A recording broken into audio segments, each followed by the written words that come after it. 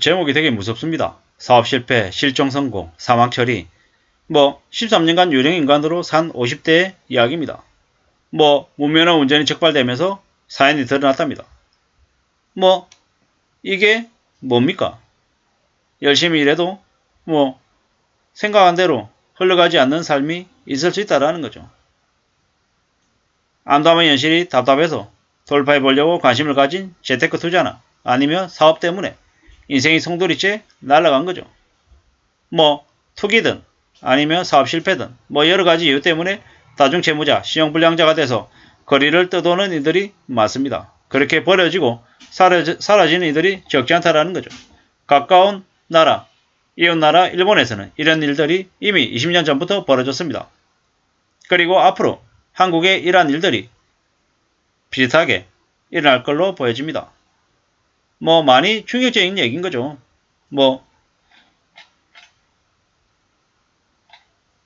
1988년 사업 실패로 부모와 연락을 끊고 가족들이 찾았지만 끝내 모습을 드러내지 않아 실종 신고를 했답니다. 그리고 나중에 실종 선고 심판이 확정되면서 사망자 처리가 됐답니다. 그간 일용직으로 전전긍긍하면서 살다가 올해 초에 오토바이 몰다가 적발돼가지고 그의 신분이 사망자였다라는 걸 밝혀졌답니다. 복잡한 주민등록 회복 절차 때문에 그냥 서류상 없는 사람, 사망자이기 때문에 변변한 일자리도 구하지 못하고 고단한 삶을 살았을 거다라고 추정합니다. 사망자로 간주돼가지고 운전면허도 딸 수 없던 그였습니다. 이런 일들이 아마 앞으로 많이 벌어질 거다라고 봐야 될 것 같습니다. 앞으로 한국은 저성장 시대, 장기 불황 시대에 접었다라고 얘기합니다. 근데 그보다 더 문제는 뭡니까? 무리한 빚, 가계부채 이런 것들이 언제든지 내관이 돼서 터질 수 있다라는 겁니다. 일본이 지금 철저하게 일본에 사는 많은 국민들이 소비를 줄이고 짠돌이같이 사는 건 왜겠습니까? 그럴 만한 이유를 그들은 생활 속에서 겪었던 거죠. 이웃이 정발하고 자살하고 힘들어하는 걸 너무 많이 봐온 탓에 그들은 돈을 쓰지 않고 현금을 악착같이 모읍니다. 아르바이트를 하는 한이 있더라도 자기 스스로 돈을 모아놓고 자기 삶을 지키려고 발버둥 친다라는 거죠. 이제 앞으로 한국도 그러한 사람들이 많아질 겁니다. 경제적인 약자들이 벼랑 끝에 몰리고 있죠. 모든 걸 개개인의 책임으로 치부하고 또 밀어버리니까 사람들이 더 힘들어합니다. 기댈 언덕 따위가 없습니다.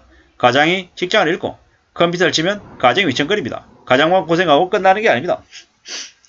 일본에서 정발인간들이 많아졌던 게 그냥 이겠냐라는 거예요. 아니죠. 한국에서도 많은 사람들이 하찮은 존재로 조직이든 가정이든 억지로 버티고 있지만 언제 튕겨날지 모르는 거죠. 개인의 책임이라고 떠미는 순간 사회가 삭막해지고 더 살기 어려운 살벌한 곳이 됩니다. 이미 정부도 나몰라라 하고 있습니다. 입으로만 떠들어대고 있습니다. 기득권들, 대기업, 관료, 정치인들은 개인들을 상대로 돈벌이하고 자기들의 이용수단으로만 보고 있습니다. 언제 떨어져 나가도 하나도 신경 쓰지 않습니다. 그동안 주식이나 부동산이나 코인으로 꼬득해서 평생 노예로 전락시켰습니다. 도망가지 못합니다. 못 견디면 파산하고 유령인간으로 도망가는 것 말고는 개개인이 할 수 있는 길이 없는 것처럼 보입니다. 철저히 하층민으로 전락하는 거죠. 도망자의 삶을 살면 어떻게 되겠습니까? 히가시노 게이고의 기도의 막이 내리면 이라고 하는 영화가 있습니다.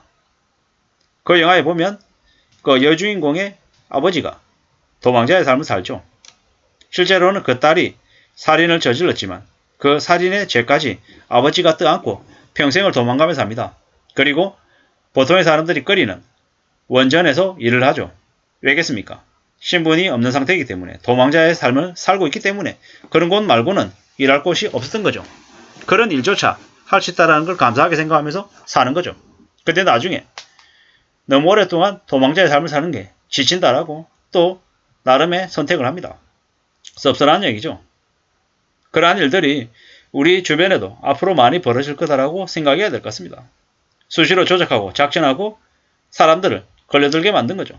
비트코인, 주식, 부동산 상가, 갭투기, 이런 것들이 많은 사람들을 쓸모없는 인간, 그리고 사회에서 비껴나게끔 만든다라는 거죠. 그렇게 전락시켜야 잘 통제되고 개돼지처럼 군말 없이 먹고 자고 일만 하는 그런 이들이 된다라는 거죠. 철저하게 짓누릅니다.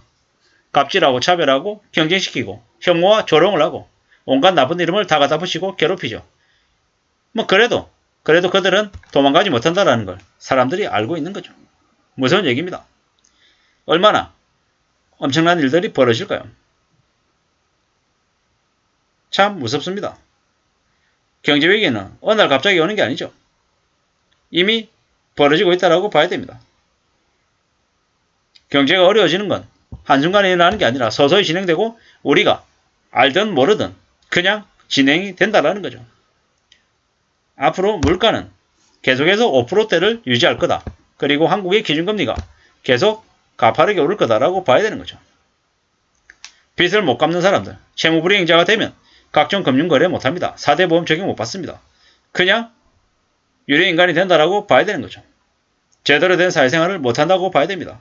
경제위기를 그냥 극복할 수 있는 게 아닙니다. 정말 힘겹게 감당하고 더 일하고 또 땀을 흘려야 그 경제적인 어려움을 하나씩 둘씩 헤쳐나갈 수 있는 겁니다. 그냥 나 몰라라 하고 놔버리면 해결되는 게 아님을 잊지 말아야 될 것 같습니다. 채무불이행자, 유료인간, 어쩔 수 없었다. 이런 얘기로 벗어날 수 있는 게 아니라는 거죠. 감당하기 어려운 충격, 그러한 것들이 있다 하더라도 어떤 식으로든 책임을 지는 삶을 살아야 된다는 말씀을 드립니다. 안 그러면 그냥 유료인간, 그냥 도망자의 삶을 평생 살아야 되는 거죠.